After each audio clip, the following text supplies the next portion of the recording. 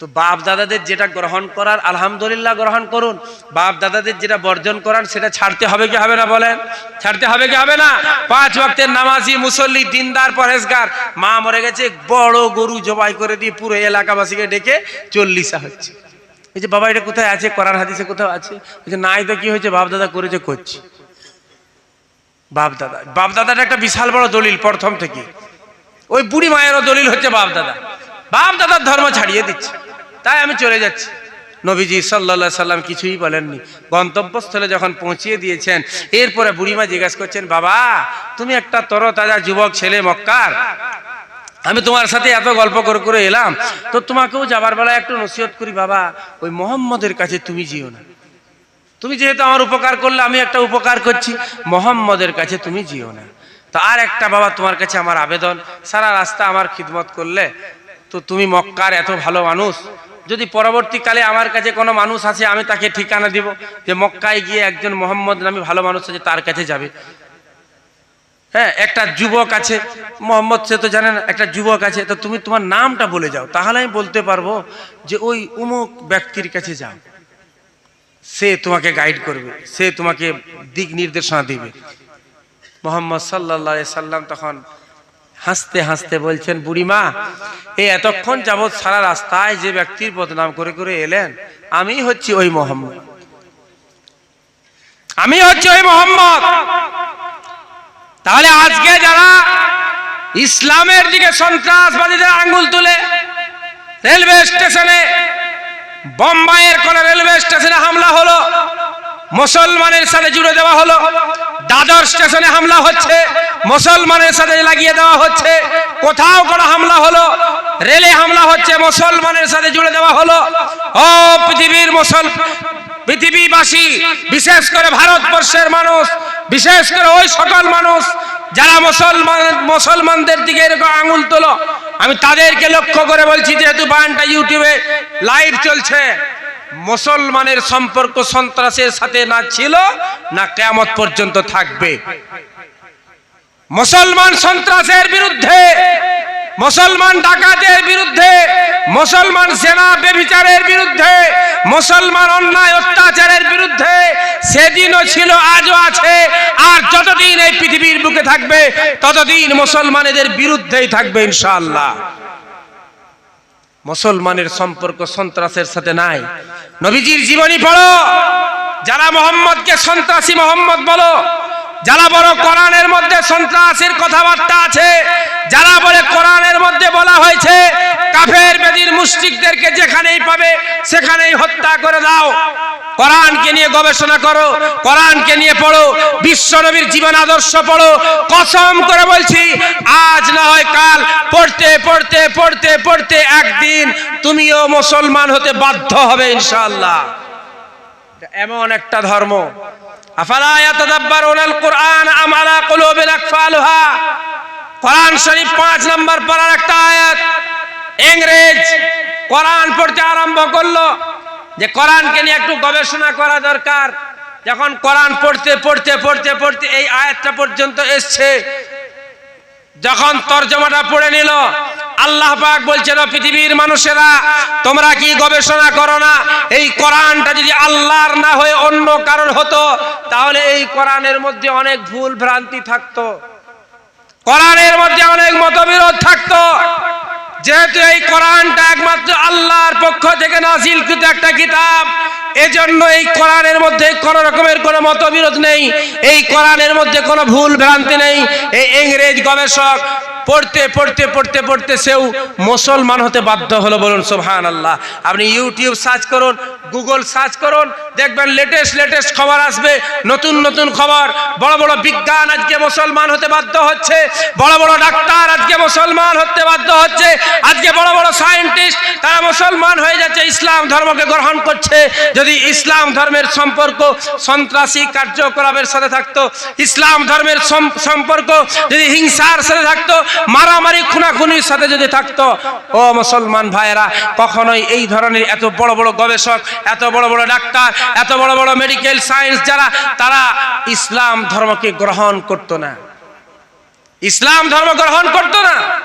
ইসলামের কোন সম্পর্ক সন্ত্রাসের সাথে নেই। না ছিল, না আগামীতে কখনো থাকবে। তো যে কথা আমি বলছিলাম, 60 বছরের বুড়ো, এনআরসির ভয়, বলছে আমার এই আধার কার্ড ভোটার কার্ডটা বাবা একটু ঠিক করে দাও। ঠিক করে দিলাম। মুসলমান কত ভয় পেয়ে গেছে, আজকে সে লাল চোখ দেখাচ্ছে, সে বারংবার বলছে যারা অনুপ্রবেশকারী আছে আমরা তাদেরকে ভারতবর্ষ থেকে তাড়িয়েই দম নিব। বলছে কে বলে না, 2024-এর ইলেকশনে যদি আমরা জিতে যাই, আমরা ওই কি বলে আইন কানুনের যে বিধিবিধান আছে কি করে দেব, তুলে দেব। সংবিধান কি করে দেব, সংবিধান পাল্টিয়ে দিব। আমরা কাশ্মীরের সংবিধান পরিবর্তন করে দিয়েছি, ভারতবর্ষের অনেক সংবিধান আমরা পরিবর্তন করে দিয়েছি। 2024 সালে যদি আমরা জিততে পারি, এই সংবিধান যেটা আম্বেদকরের লেখা সংবিধান, আম্বেদকর রচিত সংবিধান, এই সংবিধান আমরা পাল্টিয়ে দিব। তাই ও মুসলমান ভাইরা, আমি হাফিজুর রহমান আপনাদের কাছে একটা আবেদন করে যাই, আজ এই বর্তমান পরিস্থিতিতে আমাকে আপনাকে নিজের যে একটা মূল্যবান ভোট, এই ভোটটা কিন্তু আমাকে খুব চিন্তা করে দিতে হবে। রাজি আছেন সকলেই? এই একটা ভোট আমাকে চিন্তা করে দিতে হবে, যেন এই ভারতবর্ষের যে অস্তিত্ব ছিল এটা যেন বাকি থাকে।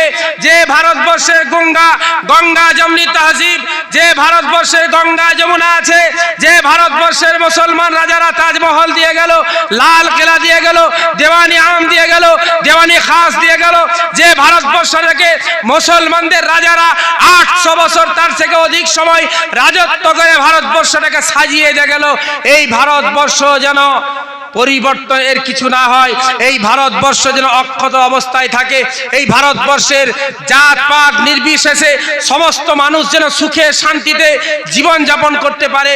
এজন্য বলবো, আমাকে আপনাকে এই 2024-এর যে কয়েকদিন পরে ভোট আরম্ভ হচ্ছে, আরম্ভ হয়ে গেছে, যাই হোক, আমাকে ভোটটা কিন্তু খুব গুরুত্ব দিয়ে দিতে হবে। যাকে দিলে সমাজের লাভ হবে তাকে দিতে হবে। রাজি আছেন? রাজি আছেন সকলে?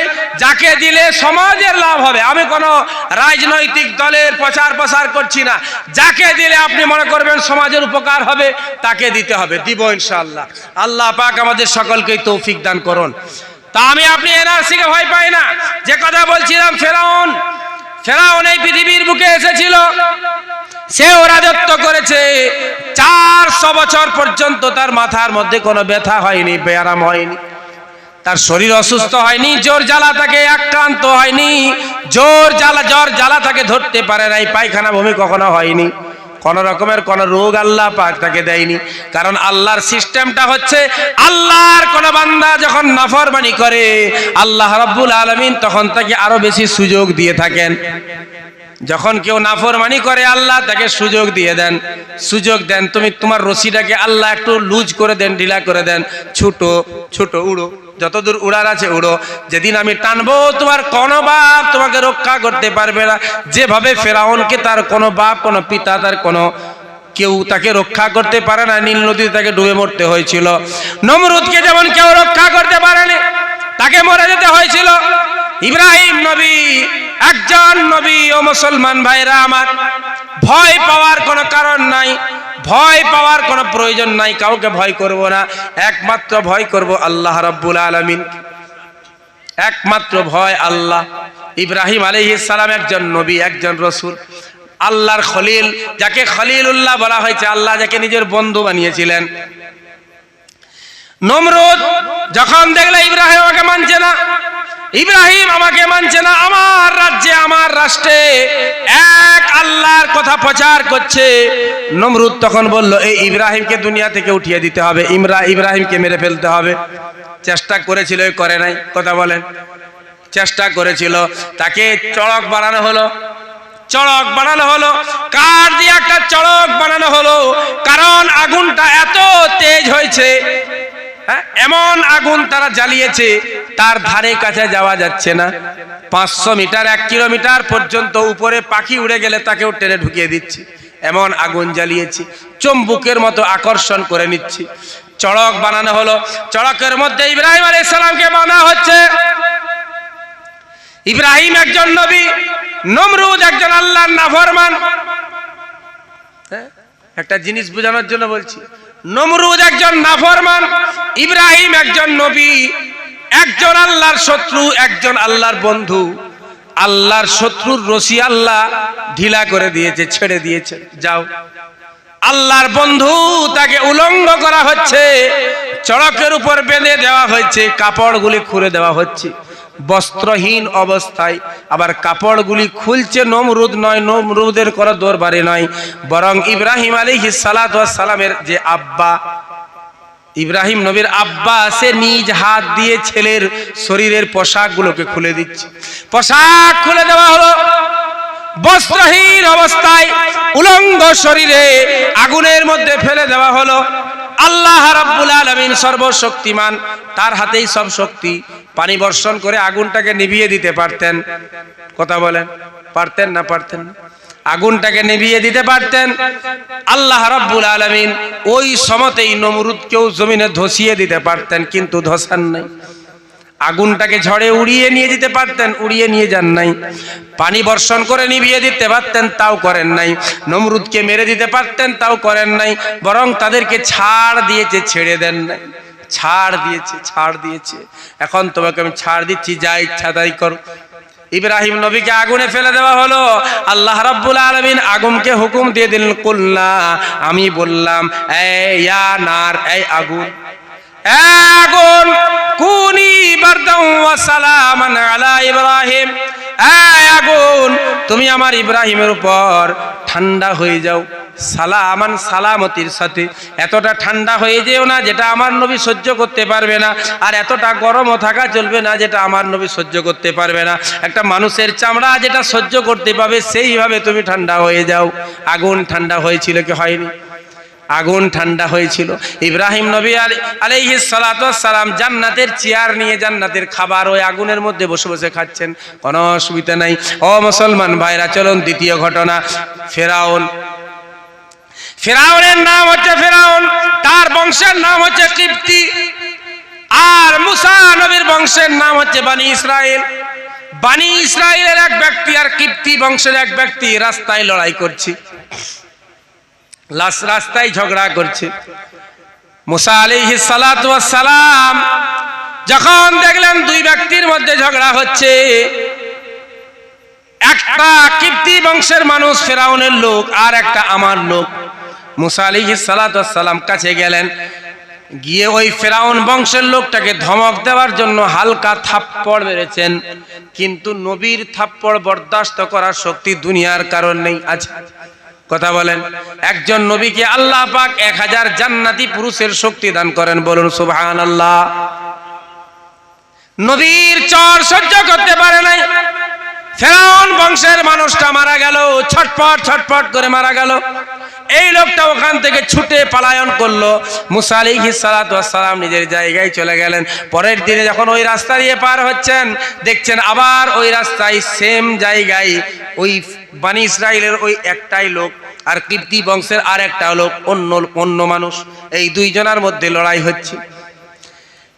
বানি ইসরাইলের ওই মানুষটা মুসা নবীকে ডাকলেন, এ মুসা, এ মুসা, আমি হচ্ছে তোমার গোত্রের মানুষ, দয়া করে